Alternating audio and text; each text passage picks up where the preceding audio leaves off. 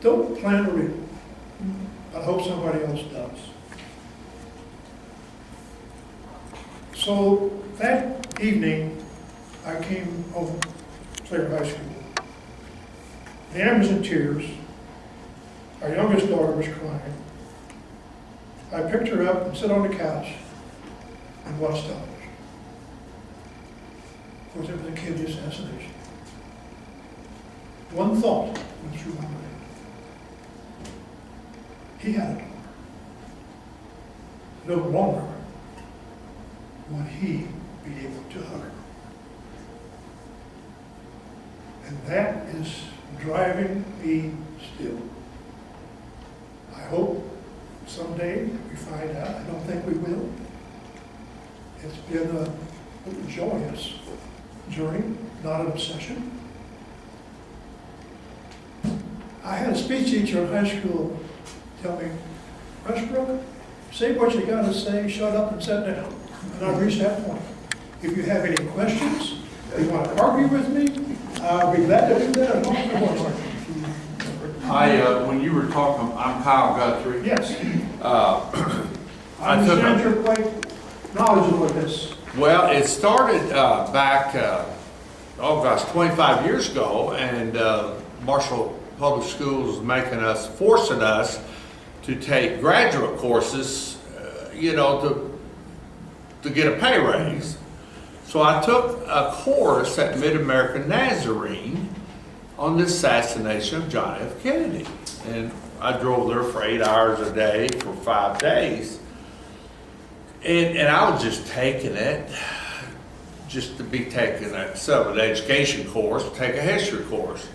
And about the third day into the course, I says, are you trying to tell me that our government had something to do with that? And so from then on, that point, I started looking at it a different way. Well, after the course was over, this professor invited 5 or 6 of us to go to Dallas.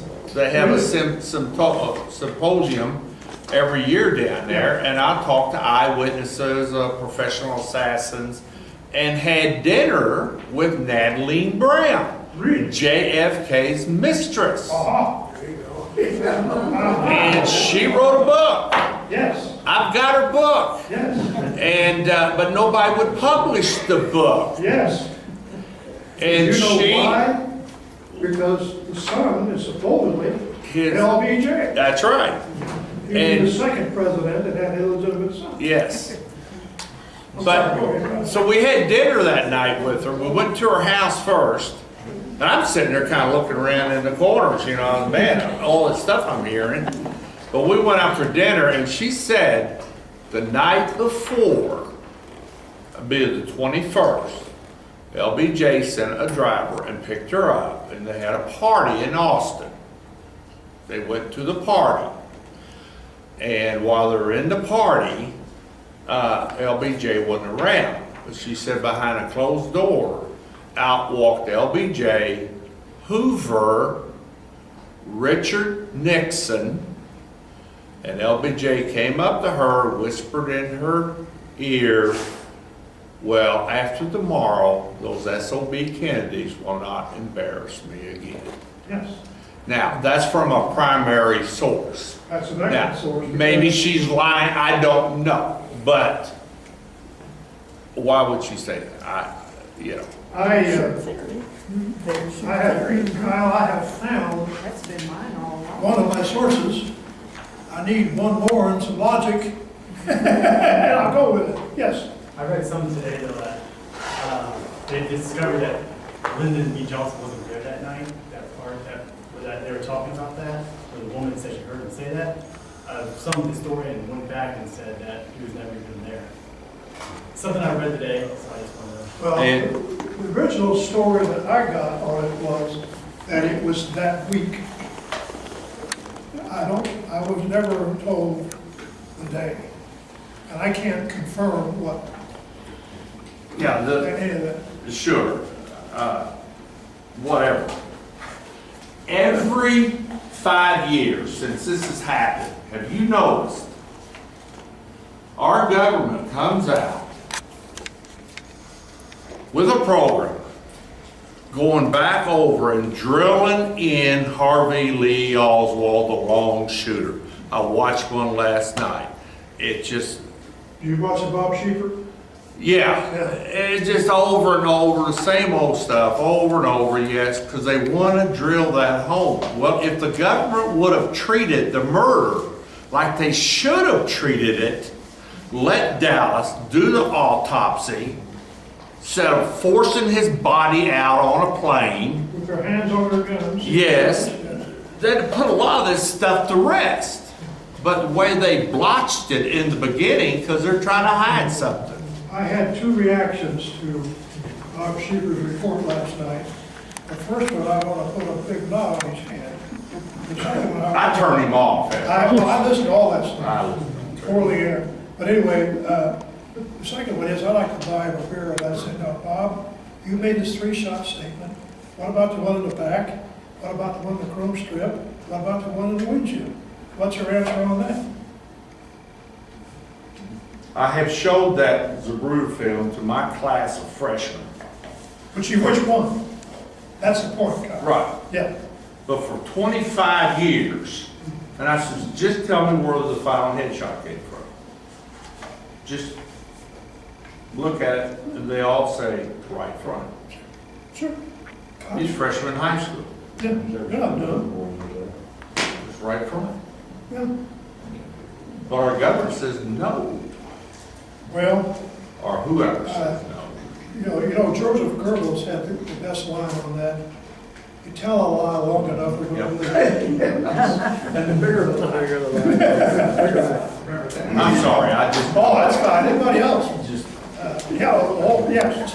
I was just wondering, do you know what happened to his brain? To the what? To the brain? Supposedly, the brain was given to Ted Kennedy. We do not know where it ended up from there. He said he didn't have it. Some have suggested that it was placed in the casket before it went to Arlington. That would, of course, if it was still intact, would give us absolute proof of which direction that bolt came from, because the striations of lead on the brain cells would indicate front or rear. Yes? I heard that when John Connolly died, they did an autopsy on him and took the bullet fragments out of him that were left in him, and they outweighed the magic bullet. Oh, yeah, yeah. You see, part of the problem, when the police officers got to the place where this Italian rifle, 3 of them identified it as a Mauser. 2 of them backed down.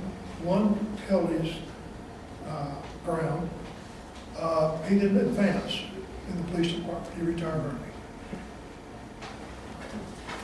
Bill, why would, after a murder has been committed, why would they clean down the car, ship the car to Detroit to have it refurbished? And why would a president, Johnson, seal the records of the murder of our president until 2035 or 7? Well, some of it's in 2017. Yeah, and I don't know how much. I even wrote 2 presidents. One was Clinton and Bush. Just us kids would write our senators and stuff. Don't you think it's time to release the evidence on the murder? Never got an answer. Never got a letter back. But why? Well, why is it still? Some of these kids thinking about Kennedy's like us thinking about Lincoln. Yes. What's the harm now? What are they scared of?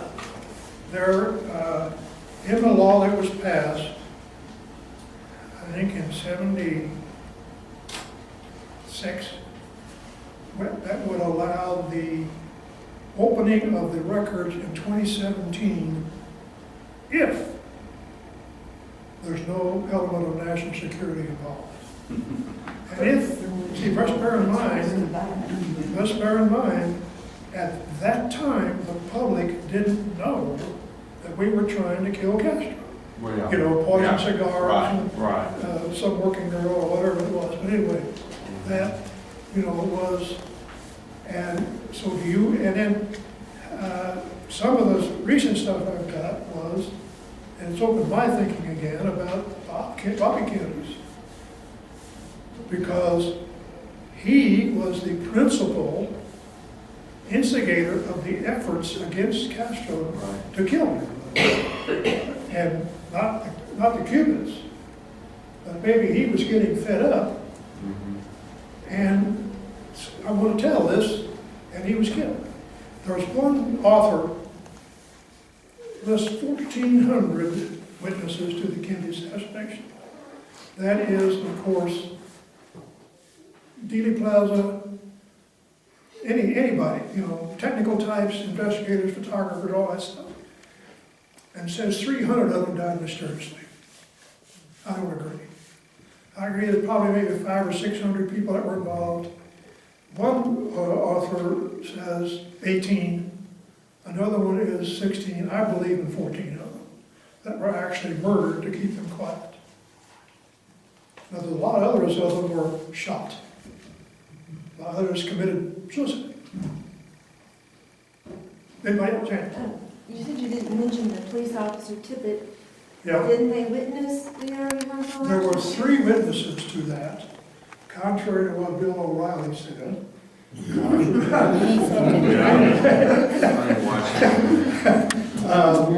There were 3 witnesses.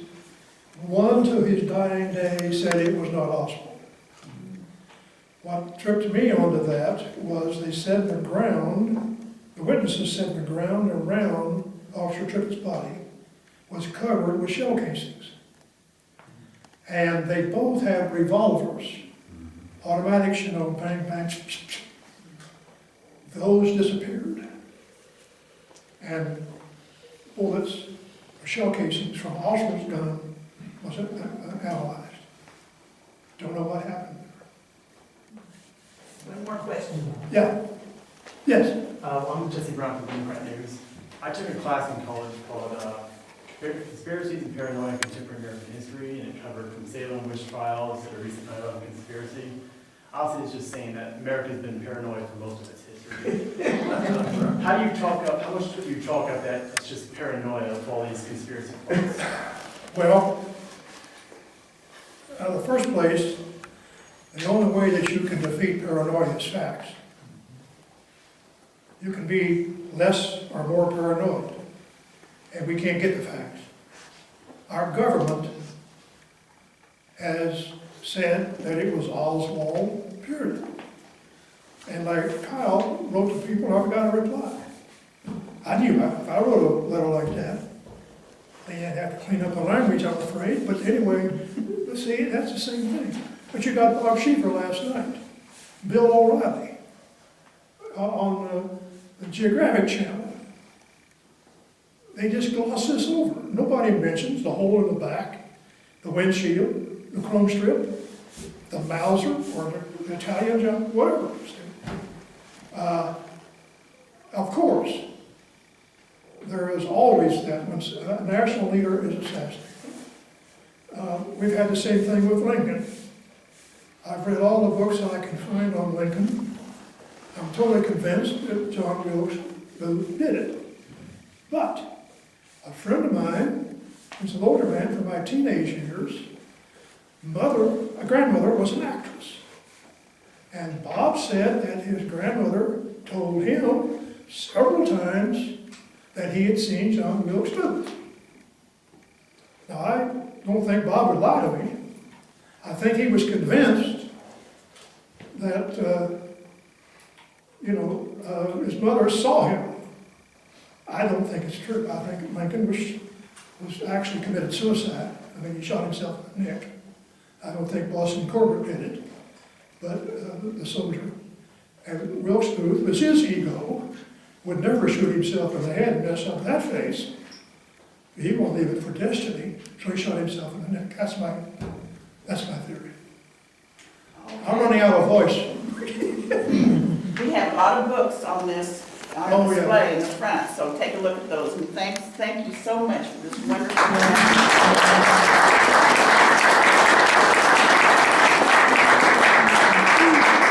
I did ad lib, didn't I?